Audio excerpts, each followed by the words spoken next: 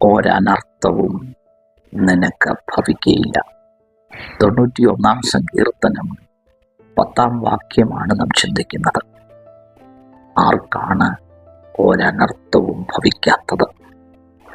10 വാക്യത്തിൽ പറയുന്നു, നീ അത്യുന്നതനെ നിന്റെ വാസസ്ഥലമാക്കിയിരിക്കുന്നു, മഹാദൈവത്തെ നിന്റെ ജീവിതത്തിൻ്റെ ഒരു ഭാഗമാക്കുമ്പോൾ,